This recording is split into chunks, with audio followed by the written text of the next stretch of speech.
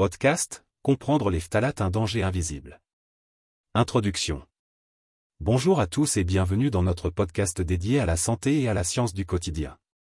Aujourd'hui, nous allons plonger dans un sujet qui nous concerne tous, même si nous n'en sommes pas toujours conscients. Nous allons parler des phtalates. Ces substances chimiques sont omniprésentes dans notre vie quotidienne, mais leurs effets sur la santé sont de plus en plus préoccupants. Alors, qu'est-ce que les phtalates? Où les trouve-t-on? Et surtout, comment peuvent-ils affecter notre santé? C'est ce que nous allons découvrir ensemble. Chapitre 1. Qu'est-ce que les phtalates? Pour commencer, il est essentiel de comprendre ce que sont les phtalates. Les phtalates sont une famille de composés chimiques utilisés principalement comme plastifiants. Cela signifie qu'ils sont ajoutés à des matériaux pour les rendre plus flexibles, plus souples et plus durables. On les trouve couramment dans le polychlorure de vinyle, plus connu sous le nom de PVC, mais ils sont également présents dans de nombreux autres produits. Les phtalates peuvent se trouver dans une variété d'objets du quotidien, des emballages alimentaires, des jouets en plastique, des produits de soins personnels comme les shampoings et les lotions, jusqu'aux revêtements de sol et aux rideaux de douche. Ils sont même présents dans certains vêtements, adhésifs, encre d'imprimerie et produits pharmaceutiques. Chapitre 2. Comment sommes-nous exposés aux phtalates? Vous pourriez vous demander comment ces substances peuvent entrer en contact avec notre corps. Eh bien, l'exposition aux phtalates peut se faire de plusieurs façons. La première est l'ingestion, principalement par le biais de la nourriture. Les phtalates peuvent migrer des emballages alimentaires dans les aliments eux-mêmes, en particulier lorsque ces aliments sont gras ou chauds. Ensuite, il y a l'inhalation.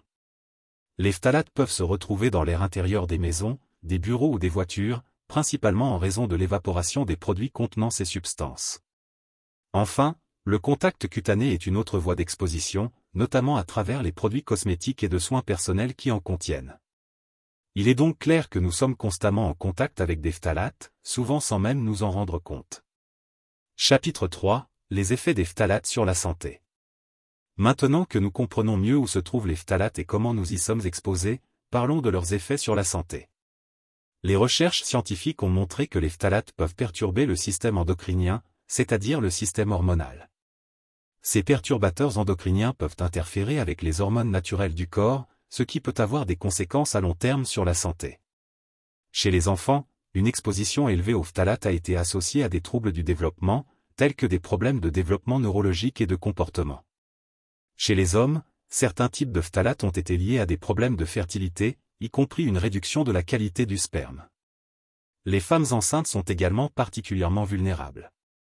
L'exposition aux phtalates pendant la grossesse peut affecter le développement du fœtus, entraînant des complications comme des naissances prématurées, un faible poids à la naissance, et des anomalies du développement reproductif chez les garçons. En plus de ces effets, il existe des preuves suggérant que l'exposition aux phtalates pourrait contribuer à des problèmes de santé chroniques tels que l'obésité, le diabète, et même certains cancers. Chapitre 4. La réglementation et les alternatives. Face à ces préoccupations croissantes, de nombreux pays ont commencé à réglementer l'utilisation des phtalates. Par exemple, l'Union européenne a interdit ou restreint l'utilisation de certains phtalates dans les jouets pour enfants et les produits de soins personnels. Aux États-Unis, certains phtalates sont également interdits dans les jouets et articles de puériculture. Cependant, la réglementation varie beaucoup d'un pays à l'autre, et de nombreux produits contenant des phtalates sont encore largement disponibles. C'est pourquoi il est important d'être conscient de ces substances et d'essayer de limiter notre exposition autant que possible. Heureusement, il existe des alternatives aux phtalates. De plus en plus de fabricants se tournent vers des plastifiants sans phtalates, considérés comme plus sûrs. De plus, vous pouvez réduire votre exposition personnelle en choisissant des produits sans phtalates, en évitant les plastiques souples, et en optant pour des produits cosmétiques et de soins personnels naturels ou biologiques. Conclusion. Pour conclure, les phtalates sont un exemple parfait de ces dangers invisibles qui nous entourent. Bien que ces substances soient partout, leur impact sur notre santé ne doit pas être sous-estimé. En tant que consommateur, il est important de rester informé et de faire des choix conscients pour limiter notre exposition à ces produits chimiques potentiellement dangereux. Merci d'avoir écouté ce podcast.